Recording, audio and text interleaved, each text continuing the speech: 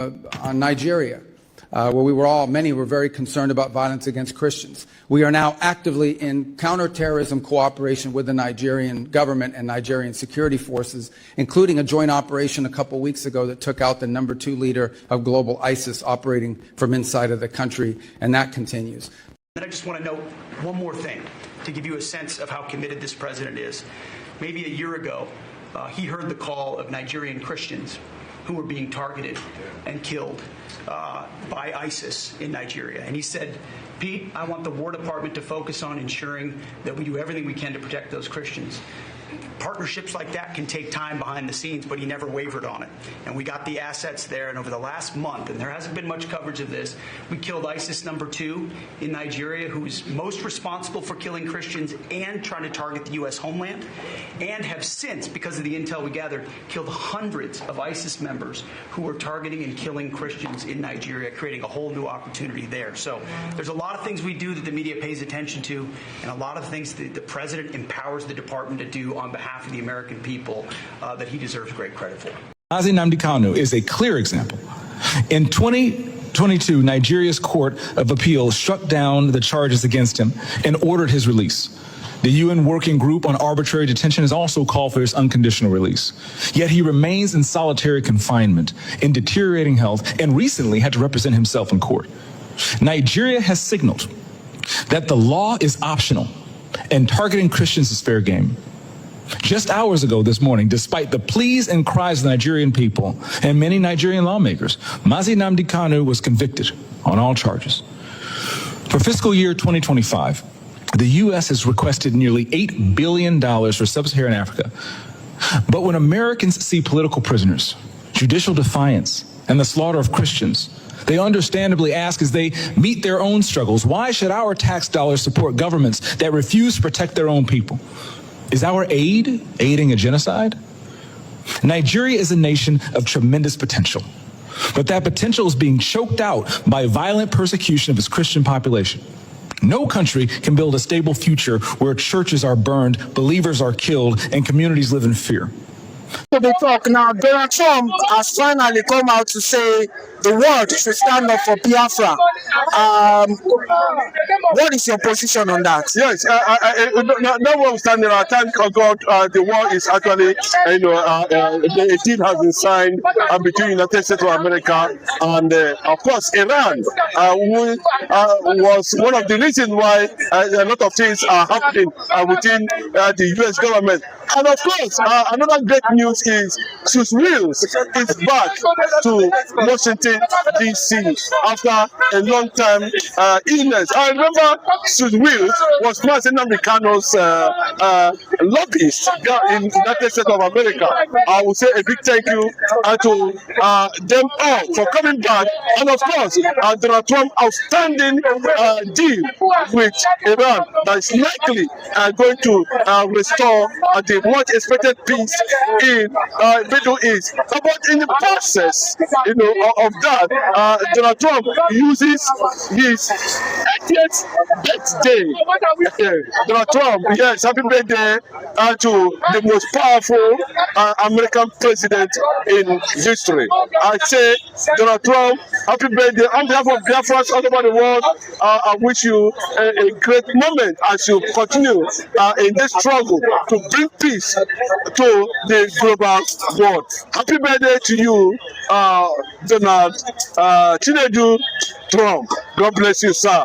And also to access the head of World Department in access in United States of America. As you watch that video, they have just announced, they have just ignited, and Donald Trump has given his orders to go and establish Biafran presence within a committee of nations and international nations around the world. And remember that the headset was recently moved out of America, visited some powerful countries around the world, and we can hear that logistics, diplomacy is actually playing out under Donald Trump's nod. He also makes it very clearly that they are finally going to take a decision on Nigeria. That is according to Donald Trump. Like you watch that video that actually played out. Everything is in place, and that can tell you that the American government has started announcing Biafra, to the American allies, the restoration of Biafra to American allies. But big good news for those who believe. And like what we are saying before, that if you listen to what Kanu said about Donald Trump, said about Joe Biden, you will understand what Donald Trump is into currently now. He said very clearly, it is somebody like Donald Trump. I'm not quoting Kanu. It is somebody like Donald Trump that the world needs to stabilize and recognize Biafra as a nation. Today, it's happening. He has indicated so much interest. He has given Nigeria opportunities for reconciliation. He has sent signals to the Sokoto Caliphate. I want to tell you why the United States government has taken up the Biafra struggle by themselves. Not taking it as in a struggle, but to an extent, they have started channeling their high-level diplomacy across United States government allies. You should understand what I mean. And why is he doing that? He has seen very clearly that the report submitted, there was a time Raleigh Moore actually submitted the report, to the Overt Office, to U.S. government. And he made it very clearly that he has submitted that report according to the mandate given to him by the U.S. government under Donald Trump. And after that, Raleigh Moore has been making series of statements asking Nigeria to do the needful. One of the things they were asking Nigeria to do is to abolish Sharia in Nigeria and to make sure that there's nothing like Sokoto Caliphate. Of course, the Northerners reacted, saying that is impossible and they can never do it. Yes, what you must understand very clearly is that those reactions from the Northern Fulani oligarchy has also been admitted as an evidence in the White House. Then the options that the man was talking about, the options that Cruz was talking about, I'm not talking about Hexet now. Hexet's position is very clear. Makudovi's position is very clear. I'm telling you about some powerful individuals within the structure of the Trump administration. The most outstanding person there now who has been given that mandate to carry out a diplomatic mission on the ground among all the American allies. People don't know why America is busy, signaling to the world, bringing Nigeria to the global attention. By the time they decide and conclude on what is going to happen, finally, nobody is going to question United States of America why Donald Trump decided to recognize Biafra. And if that happens, the Yorubas and the Northerners will live together. Then Biafra will succeed from Nigeria. Because Biafra seems to be the only nation on the United Nations table currently now. Remember, a few days ago, United Nations, for the first time in history, made a comment that Nigeria as a nation is no longer guaranteed. Nigeria as a nation is no longer guaranteed. They're citing the conquest agenda that is going on in Nigeria currently now. The infiltration of the Fulani everywhere in the Middle Belt, everywhere in the South-South, everywhere in the Southeast, everywhere in Southwest. There's massive killing in that regard. So, by the time I think to an extent, Donald Trump is very, very, very careful. He knows that President of the country is in Sokoto prison. There's a signal. People don't know what is coming. The American government themselves have the facts on ground. They know that Islamization is coming, and it can only come through jihad.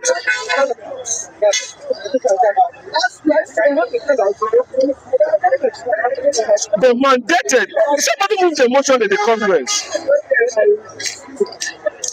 James Young moved a motion in the Congress. And what the judge said, he said the court that sentenced Mazi Nnamdi Kanu used a repeat law, and they are mandated the Secretary of State of the United States of America to engage Bola Ahmed Tinubu on the issue of releasing Mazi Nnamdi Kanu, and Bola Ahmed Tinubu has not done that.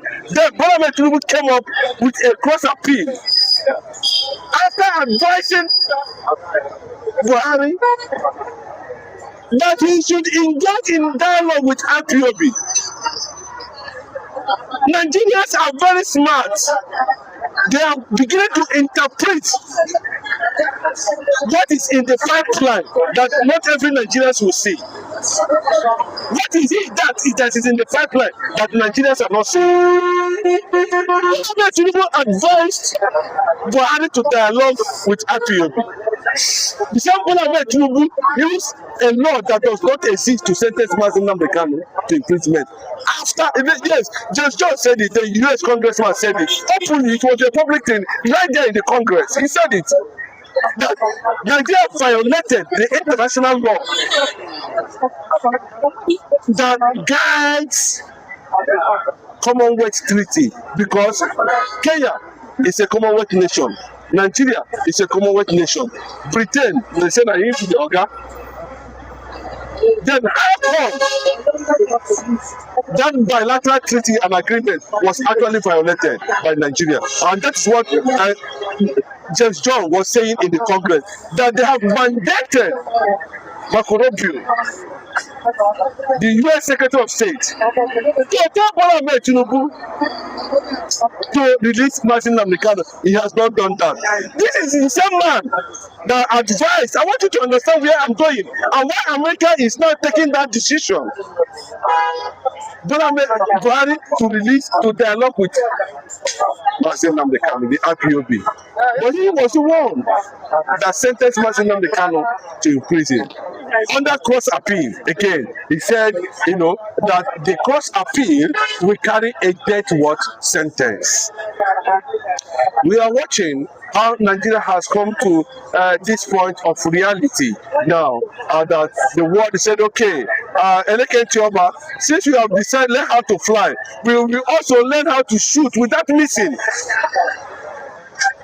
And that was what prompted that decision by the US government. Because you saw the video, where we had Hexet and Donald Trump discussing the issue of Nigeria. Koro, not be saying this, and they are telling you what they want to do. If you are talking about Christianity in Nigeria, Mazi Nnamdi Kanu is the symbol of Christianity in Nigeria. If you are talking about the largest geopolitical zone, where we have a larger number of Christians in Nigeria, it is the Biafran land. And the options, according to Raleigh Moore, is to create a safe nation for Christians in Nigeria. Both the ones in the middle belt, both the ones in the... What are they trying to do now? What the Northerners are calculating now is very different. What do? They are now deploying repentant Boko Haram in the south, and southeast. And to create IDP camps for them before Biafra will come, so that they will start another form of Gaza and West Bank there. Yesterday, I've been reported by a national TV, over 800 Fulani military invaded eastern Nigeria, and most of them were intercepted in Owerri. 800 of them. You can see it on that video. What are we talking about? It's real. So when you see people now talking about Mazi Nnamdi Kanu, but I want to celebrate that Hausa guy. I don't want to celebrate the guy because he said today that the next president, the current National Association of Students in Nigeria, is visiting Mazi Nnamdi Kanu in Sokoto prison today. And Ayodele is calling for Mazi Nnamdi Kanu. These are the people that we are not calling for Mazi Nnamdi Kanu to leave initially. Today, they are calling for Mazi Nnamdi Kanu to leave.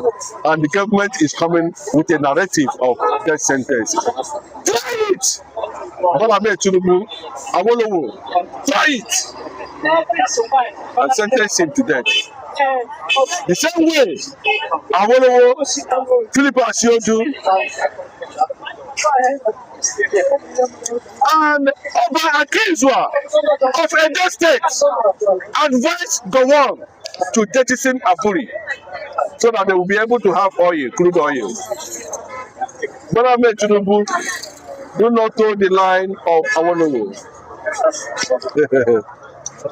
Bola Ahmed Tinubu, do not toe the line of Awolowo. After the confiscation of civil properties and money in the bank, 20 naira was given to them, and Awolowo happened to be the finance minister as at that time. Today, the story has changed. The story has changed. Where are the Igbos today? Where are other regions today? That's the question of thought. Don't dare listen to the Northerners. Don't dare listen to Southern Sokoto, Atiku, Malami, Erofai, and the rest of them. And kill Mazi Nnamdi Kanu. If you dare, the world will experience something that will not be palatable. And I want to say happy birthday again to Donald Trump. And as in the press, trying to alert the whole world. He's going to announce it Biafra very soon. He has told you, yes, he has told you, he has said it very clearly. You know, his aides are working on it. Igbos in the United States of America are working on it. Mazi Nnamdi Kanu will not die in detention, and that's the message. Any moment from now, that's the reason why he said he is finally going to announce Biafra to the whole world.